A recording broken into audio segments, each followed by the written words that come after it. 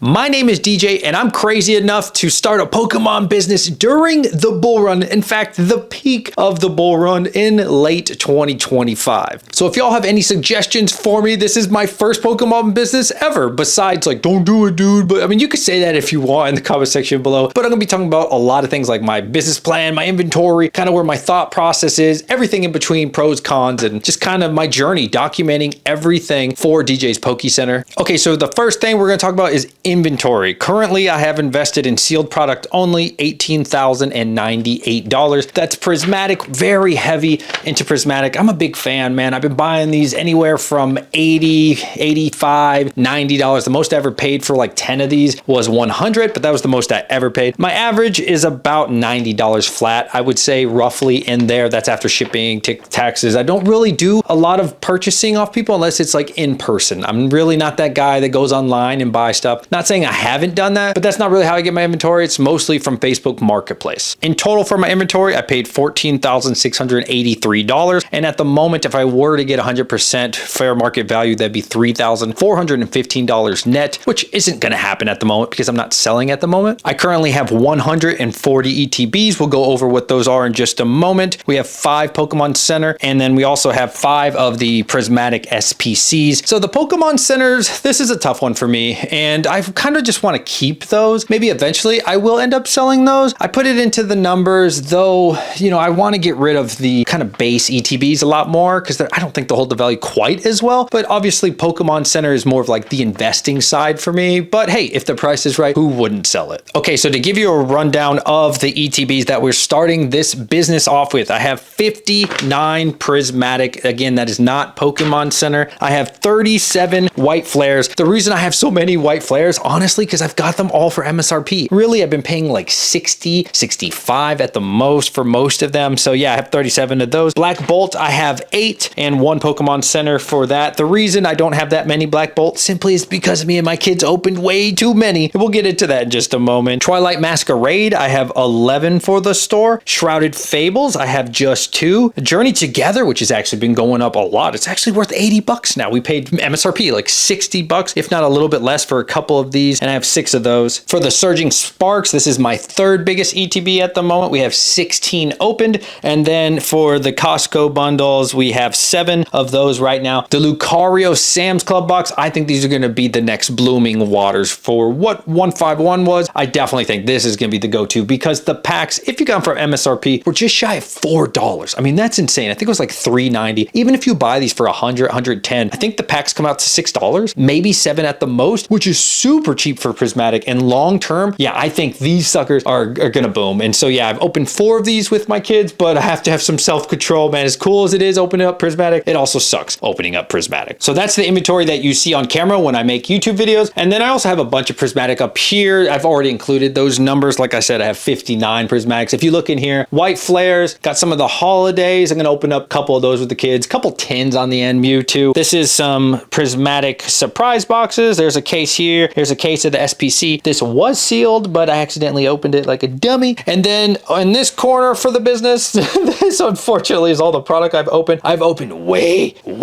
more than that with like loose packs and stuff. So I'm trying to learn self-control, and like, I just love Pokemon so much. I really do. I genuinely love it. If you look over here, I'm almost complete with Black Bolt and White Flare. This is all self-found here. So this is all Black Bolt, White Flare. I've been having that issue, especially with the kids, man. We're almost done with all the IRs. I think we need like 11 more. Prismatic, trying to master set it, and you can see, you know, master setting the Pokeballs and the Master Balls in here. This has been a big problem for me where I'm like, okay, I have to cut myself off, right? Because I'll buy a whole bunch and I'm like, this is going to be for the business. And then, you know, the kids come around and they want to open stuff, and I love opening it with them because, like I said, I'm a huge fan of Pokemon. I'm a collector, but I also need to start taking it a little bit more seriously and stop opening so much damn Pokemon and just focus on selling the Pokemon. Okay, so let's talk about my business ideas, business plan, whatever you want to call it. So a little bit about my background. I have a useless business administration degree from the University of Maryland. Doesn't really help that much. I've had businesses before and they've done pretty well. Nothing too crazy. Smaller size though. But for this one, I definitely do not want to do a brick and mortar. And the reason I don't want to have a brick and mortar is there's just too much annoyance, too much risk, too much just not something I want to do. I've watched a lot of YouTubers. One that really helped out was Top Shop Collectibles. Him and I have never had a conversation, but I watch a lot of his content. And then also PokeNE, Nostalgianomics, and then a lot of other smaller YouTubers that I can't think of their names at the moment. And I've just been trying to pick their brains of like, okay, what works, what doesn't work. I've also talked to my local LGSs, right? And say like, hey, would you open a store? And I think pretty much everybody thinks no. I think there's too much risk for me. Like, I don't want to pay shop owners. I don't want to pay rent. I don't want to get insurance because this costs thousands and thousands of dollars. I mean, we could be $7,000 a month, $5,000 a month on the lower end. And that's not even making a profit. That's not even netting anything. That's literally just paying to pay. And I don't really want to do that. I want to go straight into, I want to say profit, maybe a 7 to 10, up to a 15% profit margin would be incredible, but double digits is kind of greedy, I think. So let's talk distribution, because that kind of has always been the goal for most people, I think. I think PokeNE really laid down the template for realism here, because I thought I would just come in, I have a bunch of money, you know, I was like, okay, I got like 200 grand to spend. I'm just going to wave it towards distro and then they're going to work with me. But that doesn't seem like that's going to happen at all. And that's why I've had to get all this inventory, and I got more coming and more people that I'm working with on Facebook Marketplace. You have to buy from scalpers, or you have to buy from your local friends, or hit some restocks, which restocks isn't really something I could do long term, but I have been making relationships on a smaller scale, buying 10, 20, 30 ETBs at a time or so. So I would ultimately love to get distribution, but I got to put the work in and get those sales. Probably the best advice that I found from, again, a new YouTuber named Top Shop Collectibles. He actually said, guys, this is how I got my distribution. He actually listed out distros. A lot of people, they don't even tell you how to get a distro. They'll just say, work really hard and it's not going to come to you. Like, that doesn't really help you. And so hopefully with my YouTube channel, I'll actually be able to help people step by step a little bit more. And I don't think it's called walking your hand or holding your hand. Like, somebody's coming to your YouTube video to learn something. If you don't provide them with anything besides work really hard and make sales and then eventually get distro, that doesn't really help anybody, I think. So I would like to ultimately use what he said. And that was pretty much that he had to have sales to prove it. So yeah, I'm not really sure. I'd love to hear from all of you. Should I do TCG? Should I do eBay? Prove that for like a year or so, show $40,000 worth of sales, $50,000 worth of sales, or something like that. But I have to have a track record. I know I can't do a lot of cash deals, because then that doesn't really tell the distribution anything. That doesn't work with anyone, because under the table, sure, you could do all you want, but I'm hoping with the power of this YouTube channel, I can help myself and help the business grow. And then combined with a larger YouTube channel plus some sales, then I could land a distro or two. Okay, so now we're going to talk about business versus investing. And the person that I like the most about this has been Nostalgianomics, because he does a lot of investing, but he also has a business as well. And so that's something that I'm also considering what I need to do, because something like this, right? The Prismatic Pokemon Center, I don't want to sell this right now. No way. I don't want to sell this in a few months. Honestly, I don't want to sell any of my Prismatic anytime soon. I'm going to be perfectly honest with you, but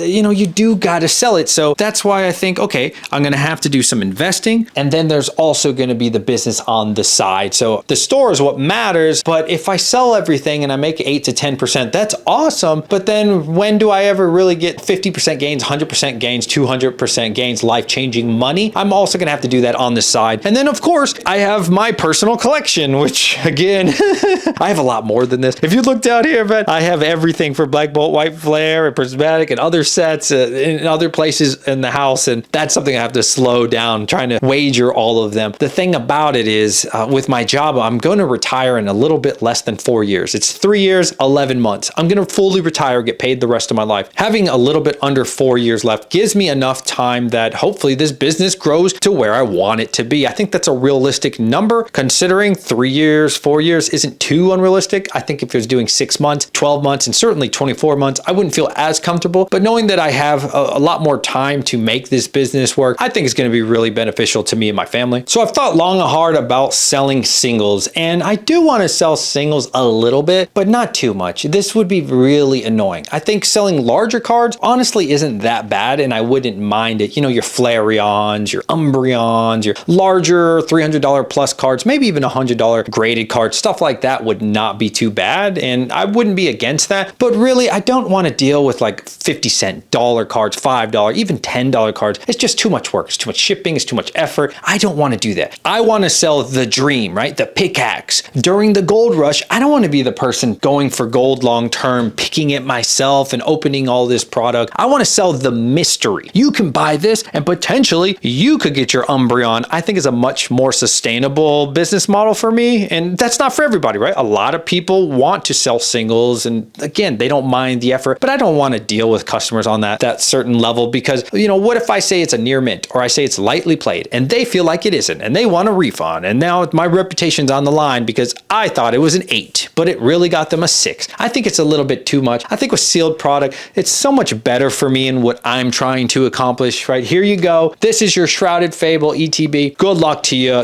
They can't really get mad if it didn't work out for them. That's not really my fault. And hey, it might even work out great for them and they'll say, good job, DJ. Thank you so much. But I think for sure, sealed product is where it's at. So like I said, if you guys have any suggestions for me, if you heard anything that I said that didn't sound right, please leave it in the comment section below. I could really use your help. If you've done this before, if you've gone through this struggle before, feel free to email me, hit me up on Twitter, hit me up on Instagram, say, hey dude, I've been where you are and it doesn't sound like you're doing this right or that right. I don't think it's very beneficial if you've never done it yourself, recommending things to me, but hey, leave a comment. It'll help the algorithm either way. Like the video, dislike the video. If you made it to the end of the video, I want you to put in #Mike. #Mike. I always read comments that actually have the hashtag because they made it to the end. Anyways, I'm really, really excited about this. This is the first business video I've done talking about DJ's Poke Center on a business level, not talking about the price of this and that, but actually focus on what my plans are. Ultimately, I do have space in the garage. I'm sure I'll outgrow this, right, as product and inventory starts to come in more and more. We'll see. We're going to keep working hard, man. We just broke 100 subs. I appreciate all of you, and I'll catch you guys on the next one. DJ's Poke Center, signing out.